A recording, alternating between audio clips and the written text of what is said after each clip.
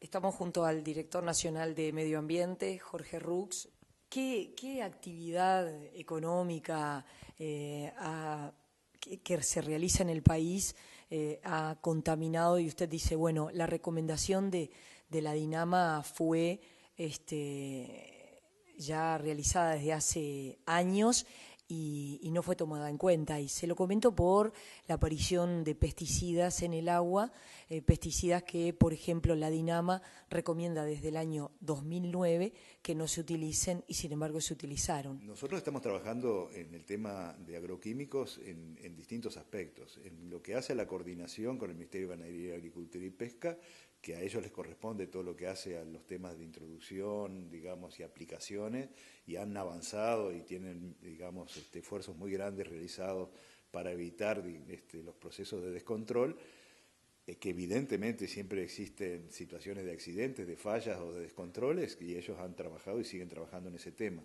En lo que a nosotros respecta, hemos recibido mucha denuncia, y mucha denuncia que tiene que ver sí con un aspecto de lo cual somos responsables o somos competentes para actuar, que es en el tema de los envases. Es decir, el problema justamente de asegurar la inocuidad de los envases de agroquímicos, nosotros lo hemos enfrentado, hemos sacado recientemente un decreto que atiende dentro de la ley de envases la responsabilidad ampliada de aquellos que introducen o generan envases de agroquímicos, y en lo que tiene que ver con todo lo que es la gestión y el manejo seguro de esos envases hasta su destino final, ¿no? Estamos trabajando ahora en instrumentar todo el proceso de trazabilidad de los envases para que aquel digamos, que comete una infracción a este decreto tenga las sanciones correspondientes, pero más que el problema de las sanciones, también de asegurarnos de que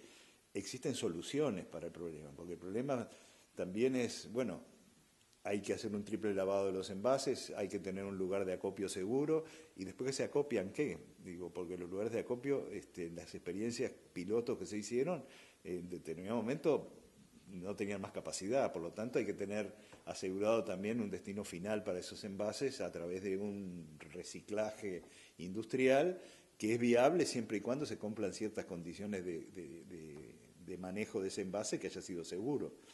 Con el desarrollo de la normativa, nosotros creemos que eso estamos lográndolo y que vamos a lograr, digamos, un impacto importante. Esto recién acaba de aprobarse, es reciente, lo estamos empezando a trabajar en todo lo que es su implantación a nivel del territorio, y en esto involucra a otros actores, como son el propio Ministerio de Ganadería, Agricultura y Pesca, y a aquellos que son responsables, es decir, a los importadores, a la industria que produce agroquímicos, y a aquellos que comercian y los que lo utilizan finalmente y que son responsables de los aspectos del manejo seguro de esos envases, ¿no? Hace no mucho tiempo salió un informe que señalaba el riesgo sanitario en el que viven niños y adolescentes y toda la población que trabaja en el reciclaje de basura. Y estoy pensando en particular en la capital del país, en Montevideo.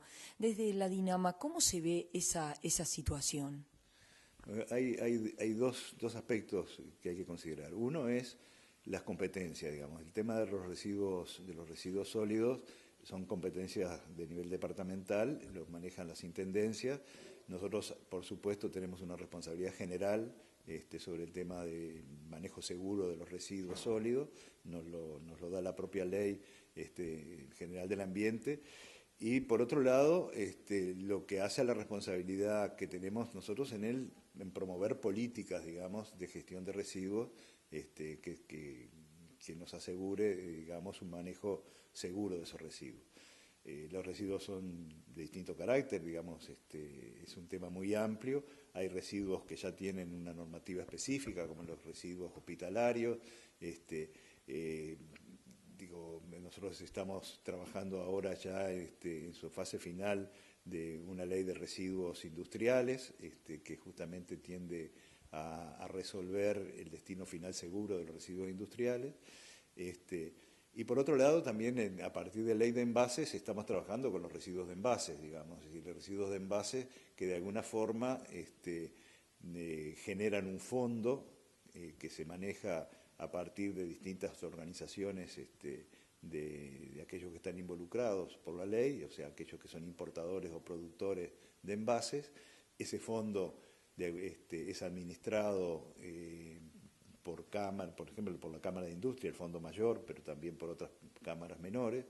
Está disponible para acciones de formalización del proceso de reciclado y se está aplicando ya en 5 departamentos con mucho éxito.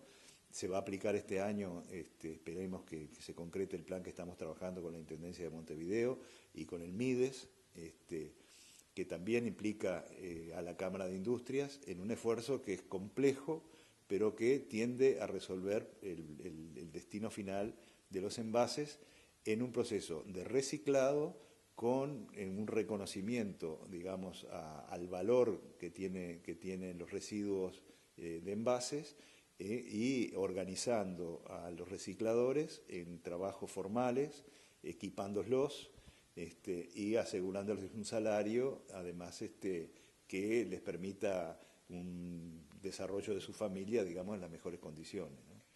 ¿Usted cree que los alimentos deberían ir etiquetados con sus componentes y que cuando se trata de alimentos que tienen modificaciones genéticas, habría que tener constancia en los productos? Yo creo en el derecho de la gente a conocer y a tener la información para tomar sus propias decisiones.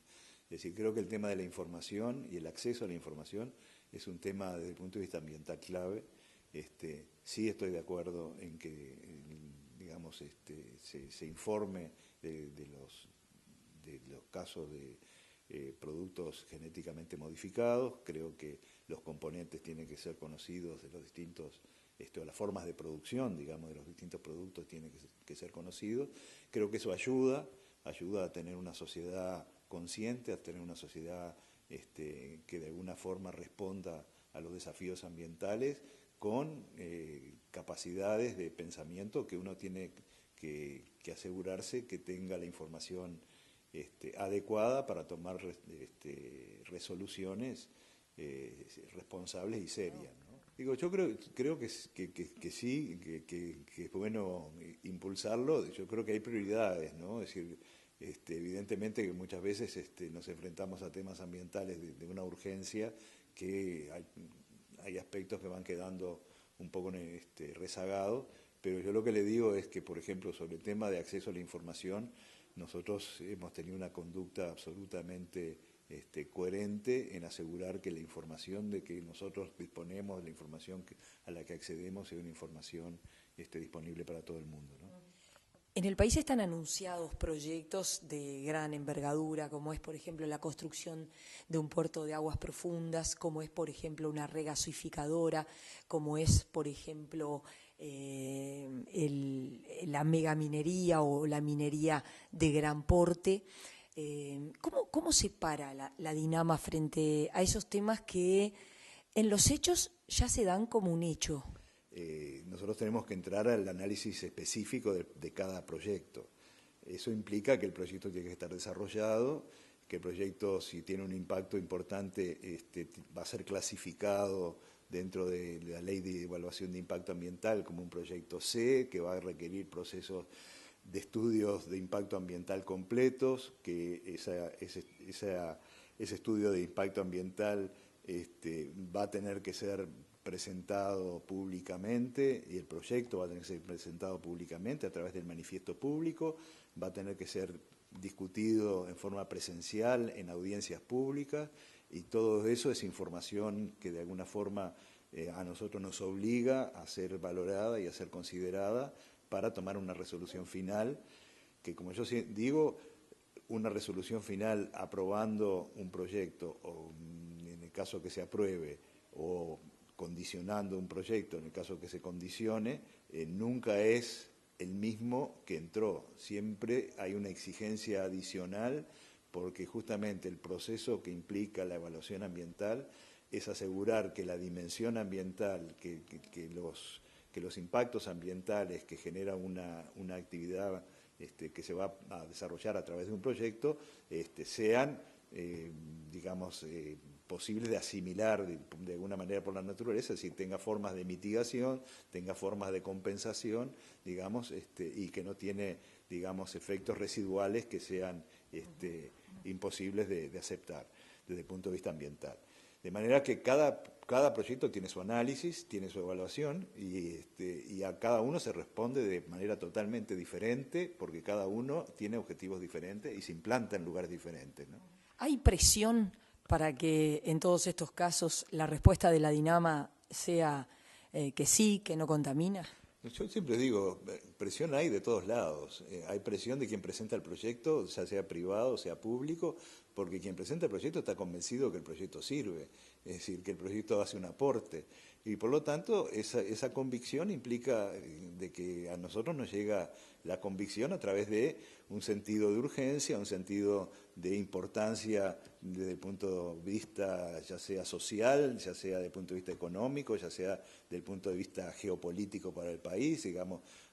Todos esos puntos de vista son importantes y a nosotros nos generan lo que yo llamo más que presiones, responsabilidades. Es decir, uno recibe un proyecto de aquellos que están convencidos que el proyecto importa. Eso para nosotros implica responsabilidades. Y las responsabilidades, en primer lugar, si vienen acá es para que tengan su análisis técnico y después una resolución acorde a ese análisis técnico que se presenta.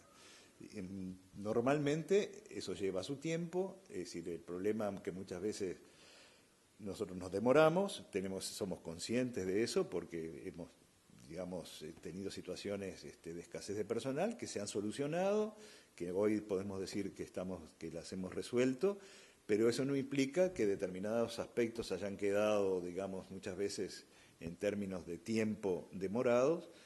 Y bueno, eso nos da lugar muchas veces a reclamos que tenemos que tenerlos en cuenta porque muchas veces son justos y en otros casos son los tiempos que se requieren normalmente para la aprobación de un proyecto. Muchas veces cuando comparamos, porque nos plantean situaciones y nos dicen, bueno, pero ustedes no pueden demorar un año para aprobar un proyecto, y vamos y miramos un proyecto similar en otros países y resulta que una evaluación ambiental lleva 2 años, 3 años, o en casos, nos decían, en Canadá para un proyecto de minería como el que se planteaba aquí, de Valentines, ellos en menos de 5 años no lo sacan, una aprobación. De manera que hay que tener en cuenta que cuando se está planteando una evaluación ambiental, se está planteando la incorporación de un valor al proyecto y ese valor tiene que estar técnicamente bien justificado y muchas veces implica costos económicos adicionales a los que estaban planteados que hasta incluso pueden inviabilizar una inversión, ¿no? Entonces, por eso digo, hay una responsabilidad muy grande y las cosas no se pueden hacer a la ligera, ¿no? Gracias. Bueno.